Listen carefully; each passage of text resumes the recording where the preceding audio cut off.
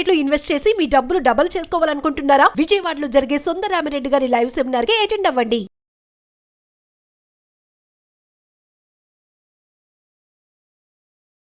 నమస్కారం అనిల్ సింగ్ గారు. నమస్తే శిరీష. సార్, రీసెంట్గా మనము సేవింగ్స్ అకౌంట్ మీద కూడా ఎన్నో వీడియోస్ చేయడం జరిగింది. అందులో భాగంగానే రీసెంట్ న్యూస్ విన్నాను. సేవింగ్స్ అకౌంట్లో కనుక మనం మినిమం బ్యాలెన్స్ ఉంచుకోకపోయినా అండ్ అలాగే ఒక సర్టెన్ అమౌంట్ ఆఫ్ మనీ కనుక మనం అందులో పెట్టకపోతే మనకి నోటీసులు వచ్చే అవకాశం ఉంది, పెనాల్టీ పడుతుంది అన్న వార్తలు వింటూ ఉన్నాం. సేవింగ్స్ అకౌంట్లో మినిమం బ్యాలెన్స్ అంటే ఎంత మెయింటైన్ చేయాలి అంటారు? అండ్ మ్యాక్సిమం ఎంతవరకు ఉంచాలి? ఉంచకపోతే ఎలాంటి శిక్ష పడే అవకాశం ఉందంటారు? ఇది యాక్చువల్లీ ఇప్పుడు ఈ 1st ఫెబ్కి మన కొత్త యూనియన్ బడ్జెట్ రాబోతుంది అండ్ మన కేంద్ర ఫైనాన్స్ మినిస్టర్ గారు ఇన్కమ్ ట్యాక్స్లో కొత్త రూల్స్ కూడా ఇవన్నీ డిక్లేర్ చేయబోతున్నారు. అయితే నేను ఇప్పుడు చెప్పబోయేది ఆల్రెడీ ఎగ్జిస్టింగ్ రూల్స్ అనమాట. అంటే ఇవి ఆల్రెడీ అమల్లోకి ఆల్రెడీ వచ్చాయి, చాలా సంవత్సరాల నుంచి కూడా ఉంది. కానీ మన ప్రేక్షకులు ఎవరైతే ఉన్నారో కొన్ని లక్షలు కాదు కోట్ల మంది జనాభాలో ఉన్న వాళ్ళందరికీ కూడా సేవింగ్స్ అకౌంట్స్ ఉన్నాయండి. బ్యాంకులో ఈ డిమానిటైజేషన్ తర్వాత నుంచి 2016 తర్వాత నుంచి many people have either a zero balance account or లేదంటే ఒక నార్మల్ సేవింగ్స్ అకౌంట్ ఉంటుంది, శాలరీ అకౌంట్ ఉండొచ్చు ఆర్ బిజినెస్ అకౌంటే ఉండొచ్చు. కానీ వీళ్ళందరూ తెలియక కొన్ని తప్పులు చేస్తున్నారు. ఆ విషయము మీరు ఒకవేళ నాకు తెలియదండి, ఐఎమ్ అన్ ఇగ్నరెంట్, నాకు అస్సలు పూర్తి ఇన్ఫర్మేషన్ లేదు అన్నారనుకోండి, ఎవరు కూడా మిమ్మల్ని క్షమించరు ఈ విషయంలో. ఎందుకు చెప్తున్నానంటే ఎవరి సేవింగ్స్ అకౌంట్ అయితే 1st ఏప్రిల్ కొత్త ఫైనాన్షియల్ ఇయర్ స్టార్ట్ అవుతుంది.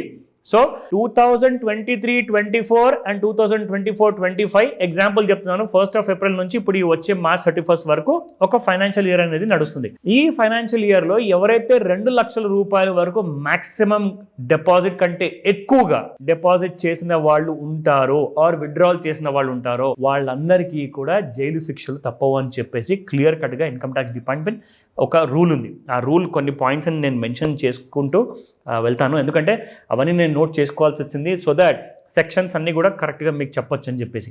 అయితే ఈ విషయంలో చాలా జాగ్రత్తలు పాటించాలి. మీరు ఎలా ఇలాంటి కైండ్ ఆఫ్ పరిస్థితి వస్తే మిమ్మల్ని మీరు సేఫ్ చేసుకోవచ్చు, ఆ ప్రయత్నం అనేది మీది ఎప్పుడు ఉండాలి. ఎందుకంటే ఒక్కసారి ఇన్కమ్ ట్యాక్స్ డిపార్ట్మెంట్ నుంచి మీకు నోటీస్ వచ్చిందనుకోండి, దానికి మీరు ఇమ్మీడియట్గా రెస్పాన్స్ ఇవ్వాలి. మీరు హాస్పిటల్లో ఉన్నారా, పెళ్లి చేసుకుంటున్నారా, బాబు నేను ఇప్పుడు రాలేను నాకు పెళ్లి ఉందంటే కూడా నథింగ్ డూయింగ్, ఇమ్మీడియట్గా మీరు ఈ పని మీద ఉండాలి ఫస్ట్. సరే నాకు తెలియదు అసలు ఎలా ముందుకెళ్ళాలి, ఈ నోటీస్ కింద నేను ఎలా రెస్పాన్స్ ఇచ్చుకోవాలి అనుకుంటే మీరు ఒక ట్యాక్స్ అడ్వైజర్ ఉంటారు, ఎక్స్పర్ట్స్ ఉంటారు, లైక్ చార్టర్డ్ అకౌంటెంట్స్ కానివ్వండి, ట్యాక్స్ కన్సల్టెంట్స్ కానివ్వండి, or I'm in investment coach. నా దగ్గరకు వచ్చిన నేను చాలామంది ట్యాక్స్ కన్సల్టెంట్స్ మన ప్యానల్లో ఉన్నారు, చార్టర్డ్ అకౌంటెంట్స్ ఉన్నారు, నేను వాళ్ళతో మీకు గైడెన్స్ ఇప్పిస్తాను. ఎందుకంటే శిరీష ఇది ఎంత సీరియస్ విషయం అయిపోయిందంటే గత చాలా సంవత్సరాల నుంచి నేను 2005 నుంచి నేను చూస్తున్నాను ఇన్కమ్ ట్యాక్స్ డిపార్ట్మెంట్ చాలా మందికి శిక్షిస్తూ వస్తుంది. ఈ విషయంలో చాలా మంది 6 నెలల నుంచి సంవత్సరం వరకు జైలు శిక్ష కూడా అనుభవించాల్సి వచ్చింది. వచ్చిన తర్వాత ఒకసారి బయటికి మళ్ళీ మీకు జాబ్స్ రావు, మళ్ళీ మీరు వ్యాపారం చేసుకోవాలనుకున్నా కానీ ఆ నెగిటివ్ బ్యాక్గ్రౌండ్ ఏదైతే ఉంటుందో దానివల్ల మీరు ముందుకు వెళ్ళలేరు.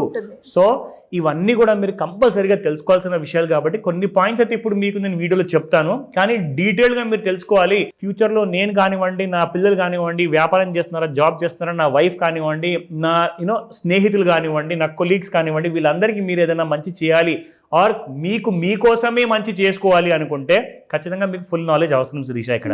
సో నేనేం ప్లాన్ చేస్తున్నానంటే ఒక kind of master class plan చేశాను. సో దట్ ఈ 1st ఫిబ్రవరిన బడ్జెట్ రాబోతుంది కాబట్టి ఇదే లాస్ట్ సండే ఈ నెలలో. సో 19th జనవరి రోజున నేను ఒక స్పెషల్ క్లాస్ ఉంచబోతున్నాను. మాస్టర్ క్లాస్ ఉంటుంది, ఇది ఆన్లైన్ ప్లస్ ఆఫ్లైన్ ఉంది. సో మీకు ఒక కంఫర్ట్ జోన్ ఏంటంటే బిఫోర్ 1st ఫెబ్ కొత్త రూల్స్ ఇంకా చాలా స్ట్రిక్ట్ రూల్స్ రాబోతున్నాయి కాబట్టి దానికంటే ముందే మీరు ఫుల్ నాలెడ్జ్ మీరు ప్రిపేర్ అయ్యి ఉన్నారనుకోండి, మీకు చాలా మద్దతు అవుతుంది.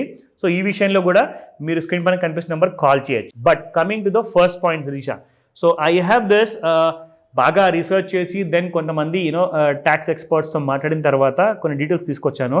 2 lakh rupees ఎవరైతే డిపాజిట్ చేస్తున్నారు అంటే నేను ఒకటిసారి నేను డిపాజిట్ చేయట్లేదు కదండి, నేను కాలర్ ఎగరేసి నేను హ్యాపీగా ఉండొచ్చు కదా అనుకుంటారు. అలా కాదండి. సంవత్సరం మొత్తంలో 1st ఏప్రిల్ నుంచి 31st మార్చ్ లోపల మీరు 10,000 ఒక నెలలో, ఇంకొక నెలలో 10,000 అలా మీరు వేసుకుంటూ మీరు హ్యాపీగా ఒక 2 లక్షలు దాటారనుకోండి, అది మీకు తెలియకుండానే పెరిగిపోతుంది కదా మరి. సో మరి దానికే ఇన్కమ్ ట్యాక్స్ డిపార్ట్మెంట్ ఇక్కడ మిమ్మల్ని ఒక ఆన్సర్ అనేది అడుగుతుందన్నమాట. సో ఆ ఆన్సర్ ఒకవేళ సాటిస్ఫాక్టరీ లేదు, దానికి కావాల్సిన తగిన డాక్యుమెంట్స్ మీరు సపోర్టింగ్గా ఇవ్వలేదు అంటే మాత్రం మీరు ఖచ్చితంగా దానికి అది కోర్టులో కేసు అవ్వచ్చు, దాని తర్వాత జైలు శిక్షలు ఉంటాయి, పెనల్టీస్ చాలా హెవీగా ఉంటాయి. ఎందుకంటే it is a financial crime బేసిక్గా. సో ఇన్కమ్ ట్యాక్స్ ఏం చేస్తుందంటే మీరు జైలుకి వెళ్తే నాకేంటి లాభం, మీరు జైలుకు వెళ్ళండి ప్లస్ ఫైన్ కూడా కట్టండి. అంటే కొన్ని వేలల్లో కాదు కొన్ని లక్షల్లో కూడా ఉండొచ్చు ఆ ఫైన్. ఆ విషయంలో మీరు మీ కంఫర్ట్ జోన్ చూసుకోండి. సో ఇట్లాంటి విషయాల్లో ఏంటంటే మీకు ఇంకా క్లారిటీ కోసము కొన్ని పాయింట్స్ నేను చెప్తాను. సో ఫస్ట్ అండ్ ఫార్మోస్ట్ ఏంటంటే డైలీ ట్రాన్సాక్షన్ లిమిట్ గురించి మీరు ఆలోచించుకోండి. డైలీ ట్రాన్సాక్షన్ లిమిట్లో మీరు ఒకవేళ ఒక ఇన్కమ్ ట్యాక్స్ మీది ఫైలింగ్ చేస్తున్నారనుకోండి, అప్పుడు మీకేంటంటే జనరల్గా సమ్వేర్ అబౌట్ 2 lakhs కంటే ఎక్కువగా మీరు పర్ డే మీరు డిపాజిట్ చేయకూడదు. ఒకవేళ మీరు ఇన్కమ్ ట్యాక్స్ ఫైలింగ్ చేస్తున్నారు అంటే, చేయని వాళ్ళు ఎంతోమంది ఉన్నారు, 2 లక్షల రూపాయలు మొత్తం సంవత్సరంలో దాటిపోతున్నారు. వాళ్ళందరికీ కూడా డెఫినెట్గా ఇది చాలా డేంజరస్ న్యూస్ ఇది. నా ఎవరైతే ఇన్కమ్ ట్యాక్స్ ఫైల్ చేస్తున్నారో వాళ్ళందరికీ కూడా ముఖ్యంగా చెప్పుకోవాలి అంటే ఒక సంవత్సరంలో 10 లక్షల రూపాయలు డిపాజిట్స్ కానివ్వండి ఆర్ విత్డ్రావల్స్ కానివ్వండి దాటకూడదు. ఆ విషయం గుర్తుపెట్టుకోండి. ఎందుకంటే 10 లక్షలు దాటిందో అది ఇమ్మీడియట్లీ ఇన్కమ్ ట్యాక్స్ డిపార్ట్మెంట్లో స్క్రూటినీ అనేది ఒక సపరేట్ సెక్షన్ ఉంటుంది, స్క్రూటినైజేషన్. సో వాళ్ళు ఏం చేస్తారంటే మీ అకౌంట్లో ఎందుకు ఇంత ఎక్కువగా సడన్గా అమౌంట్ వస్తుంది, ఎందుకు ఎక్కువగా వస్తుంది, ఈ అమౌంట్కి కారణాలు ఏంటి, మీ దగ్గర రెసిప్ట్స్ ఉండే ఉంటాయి, మీ దగ్గర డాక్యుమెంట్స్ ఉండే ఉంటాయి, మీరు ఫీజు పే చేయడానికి ఇంత అమౌంట్ డిపాజిట్ చేస్తున్నారు, ఎక్కడి నుంచి వచ్చిందని చెప్పడానికి మీకు ఇమ్మీడియట్గా ఒక మెయిల్ వస్తుంది. ప్లస్ మీకు ఇండియన్ పోస్టల్ ఆఫీస్ నుంచి కూడా ఒక నోటీస్ అనేది ఫిజికల్గా మీ ఇంటికి చేరుతుంది. నాకు అందలేదండి, నాకు తెలియదండి, నేను అక్కడి నుంచి ఇల్లు మారిపోయాను, నాకు ఎలా తెలుస్తుంది అని చెప్పేసి ఎలాంటి ఎక్స్క్యూజ్ ఇచ్చినా కానీ there is no chance to escape. ఓకేనా? నా ఎందుకంటే మీ ఆధార్ నెంబర్ ఉంది, మీ పాన్ నెంబర్ ఉంది, మీ సేవింగ్స్ అకౌంట్ ఉన్నాయి కదా. సో ఈ 3 ఆధారం ప్రకారంగానే ఇన్కమ్ ట్యాక్స్ డిపార్ట్మెంట్ మీకు ప్రశ్న అనేది అడుగుతుంది. నా coming to the depositing cash without PAN card.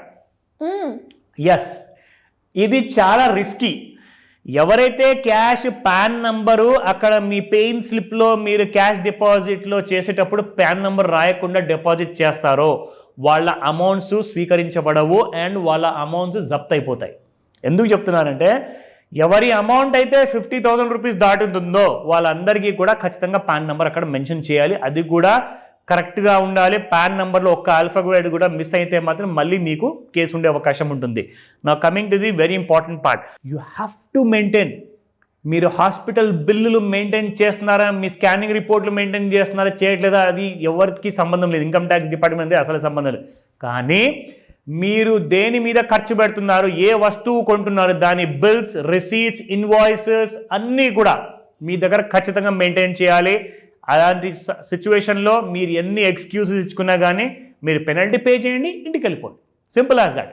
నా coming to the very important, ఒకవేళ నోటీస్ వస్తే ఏం చేయాలి? ఇందాకే చెప్పా, మీకు ఎలాంటి కైండ్ ఆఫ్ ఎక్స్క్యూజ్కి ఛాన్స్ లేదు. మీరు ఇమ్మీడియట్గా మీ ట్యాక్స్ అడ్వైజర్ దగ్గరికి వెళ్ళేసేసి మీరు రెస్పాన్స్ అనేది ఇమ్మీడియట్గా ఫైల్ చేసుకోవాలి ఆన్లైన్లో ఇన్కమ్ ట్యాక్స్ డిపార్ట్మెంట్లో. అయితే ఇక్కడ వాళ్ళు అడిగేది కొన్ని డాక్యుమెంట్స్ ఉంటుంది. మీకు ఎగ్జాంపుల్ పరంగా చెప్తున్నాను. Bank statements, transaction proof and at the same time supporting documents కూడా ఇవ్వాలి ఖచ్చితంగా. సో ఈ విషయం గుర్తుపెట్టుకోండి. And things to know when you're doing transactions in a savings account. Things to know అంటే మీరు కొన్ని విషయాలు ఇంకా అడిషనల్గా తెలుసుకోవాల్సినవి ఏంటంటే, ముఖ్యంగా ఇక్కడ ఏంటంటే మన భారతదేశంలో మన ఎకానమీ ఇప్పుడు $3.5 ట్రిలియన్ నుంచి $5 ట్రిలియన్ వెళ్ళాలని చెప్పేసి మన భారతదేశంలో ఉన్న ప్రభుత్వం ప్రయత్నిస్తుంది. సో ఆ ప్రయత్నంలో భాగంగా ఏం జరగబోతుందంటే ఎంతోమంది దగ్గర యాంటీ సోషల్ ఎలిమెంట్స్ కావచ్చు, టెర్రరిస్టులు కావచ్చు, ఆర్ జనరల్గా ఉన్న బిజినెస్ పీపుల్ కావచ్చు, ఆర్ ఎవరైనా కావచ్చు, నేను అందరినీ బ్లేమ్ చేయట్లా ఇక్కడ. బట్ ఎవరైతే మనీ, క్యాష్ మనీని మనీ లాండరింగ్ లాగా, ఇప్పుడు ఫర్ ఎగ్జాంపుల్ సైబర్ క్రైమ్ గురించి చెప్తానండి. ఎవరో అకౌంట్లో నుంచి డబ్బులు దొబ్బేసి వాళ్ళు ఏం చేస్తున్నారంటే వాళ్ళ సొంత అకౌంట్లో వాళ్ళ డబ్బులు వేసుకోవట్లా, ఇలాంటి మ్యూల్ అకౌంట్స్ని క్రియేట్ చేసుకుంటున్నారు. మ్యూల్ అకౌంట్ అంటే ఏంటంటే ఇప్పుడు చిన్న చిన్న లేబర్స్ ఉంటారండి రోడ్ సైడ్న, పాపం రోజు పొద్దున్న లేస్తే అక్కడ కూర్చొని అడ్డా మీద కూర్చొని కూలీలాగా పనిచేసే వాళ్ళు ఉంటారు. వాళ్ళకి అసలు సరిగా ఏం తెలియదు అన్నమాట బ్యాంక్ రూల్స్. సో వాళ్ళకి ఏం చెప్తారంటే నీ డెబిట్ కార్డ్, నీ చెక్ బుక్, నీ బ్యాంక్ పాస్వర్డ్, యూజర్ ఐడి అన్నీ కూడా నాకు ఇచ్చేయి, నేను నీకు రోజుకి ₹1000 500 ఇస్తా. అంటే వాడికి కష్టపడకుండానే డబ్బులు వస్తుంది కదా అని చెప్పేసి వాళ్ళు ఏం చేస్తున్నారంటే అలాంటి డీటెయిల్స్ అన్నీ కూడా డెబిట్ కార్డ్తో సహా ఈ మనిషి చేతిలో పెడుతున్నారు. ఎవరైతే సైబర్ అటాక్ చేయబోతున్నాడో, సైబర్ క్రైమ్ చేయబోతున్నాడో, సో అలాంటి వాళ్ళందరూ ఏం చేస్తున్నారంటే ఇలాంటి మ్యూల్ అకౌంట్స్లో 50,000, 2 లక్షలు, 10 లక్షలు, 5 లక్షలు ట్రాన్స్ఫర్ చేసుకొని వాళ్ళు డెబిట్ కార్డ్ వాడేసి విత్డ్రా చేసుకుంటారు. కానీ ఇక్కడ బక్రా ఎవరు అవుతున్నారు పాపం? ఆ అకౌంట్ హోల్డర్. సో ఈ విషయం జాగ్రత్తగా వినండి. మీరు ఎలాంటి కైండ్ ఆఫ్ ఇలాంటి ఎక్స్ట్రా 500 or 1000 రూపీస్ మనకు వస్తుంది కదా అని చెప్పి ఆశతో ఇలాంటి పనులు చేయకండి. మీ సేవింగ్స్ అకౌంట్ డీటెయిల్స్ ఎవరి చేతిలో పెట్టకండి. సో ఈ మనీ లాండరింగ్ కానివ్వండి, సైబర్ క్రైమ్ కానివ్వండి, దీన్ని అరికట్టాలి అంటే ఇవన్నీ ఇన్కమ్ ట్యాక్స్ వైపు నుంచి ఇలాంటి కైండ్ ఆఫ్ మెజర్స్ తీసుకోవాల్సిన అవసరం ఎంతైనా ఉంది. సో మీరు జాగ్రత్తగా దీని గురించి ఇంకా డీటెయిల్లో తెలుసుకోవాలి, మస్తుగా తెలుసుకోవాలి, నేర్చుకోవాలి. కాబట్టి క్లాస్ అటెండ్ అవ్వమని చెప్తాను. మిస్ అయ్యారంటే జైలు శిక్షకి రెడీ అయిపోండి. ఎప్పుడు ఉండే అవకాశం ఉంది సార్ క్లాస్? సో ఈ 19th January రోజున మార్నింగ్ 11 AM మీకు ఈ డీటెయిల్ క్లాస్ ఉండబోతుంది. బ్యూటీ ఏంటంటే మీరు ఇలాంటి కైండ్ ఆఫ్ తప్పులు తెలియకుండా మీరు చేస్తారు కదా, అయినా కానీ మీరు శిక్ష అనుభవించాల్సి వస్తుంది. సో వినరు కాబట్టి మీరు ఇలాంటి విషయాలు జాగ్రత్తగా ఉండాలి. కాబట్టి morning 11 AM online plus offline ఉంటుంది. కాల్ చేయండి, నెంబర్ కనిపిస్తుంది కదా మీకు ఈ ఎపిసోడ్ మొత్తంలో. అందరు ఫ్రెండ్స్తో షేర్ చేసుకోండి. ఎవరైతే ఎక్స్పర్ట్స్ ఉంటారో వాళ్ళకు కూడా షేర్ చేసి అడగండి. ఈ డీటెయిల్స్ కూడా తెలుసుకోండి. అండ్ ఇలాంటి విషయాల్లో లేట్ చేయకండి, ఇమ్మీడియట్గా రిజిస్టర్ చేసుకోమని చెప్తాను ఈ రోజే. Thank you sir. Thank you so much. Welcome Shirisha. Hi. మొట్టమొదటిసారిగా మన విజయవాడలో క్లాస్ రూమ్ ట్రైనింగ్ అండి, 1 day క్లాస్ రూమ్ ఎన్విరాన్మెంట్లో ఆఫ్లైన్ వెబినార్ జరగబోతుంది. అండ్ ఇంట్రెస్ట్ ఉన్న పార్టిసిపెంట్స్ ఈ కింద స్కూల్ అవుతున్న నెంబర్కి రింగ్ చేసుకొని సీట్ బుక్ చేసుకోండి. దీంట్లో ETFs, index funds and mutual funds మీద completely and hand holding experience మీకు ప్రొవైడ్ చేయబడుతుంది. దీని ద్వారా ఏంటంటే మనం ఎసెట్స్ని స్టాక్ మార్కెట్లో ఎలా మేనేజ్ చేసుకోవాలి, ఎలా గ్రో చేసుకోవాలి, ఎలా ప్రొడక్ట్ చేసుకోవాలో అంటే ప్రాక్టికల్గా నేర్చుకుంటారు. అండ్ మీ ఇప్పటి వరకు మనం ఆన్లైన్లోనే మీరు అటెండ్ అవుతున్నారు. ఇక నుంచి మీరు మన విజయవాడ సిటీలోనే అండ్ లైవ్లో క్లాస్ రూమ్ ఎన్విరాన్మెంట్లో నేర్చుకునే ఛాన్స్ దొరుకుతుంది. కాబట్టి ఇంట్రెస్ట్ ఉన్న పార్టిసిపెంట్స్ కింద స్క్రోల్ అవుతున్న నెంబర్కి పింగ్ చేసి సీటు రిజర్వ్ చేసుకోండి. Thank you.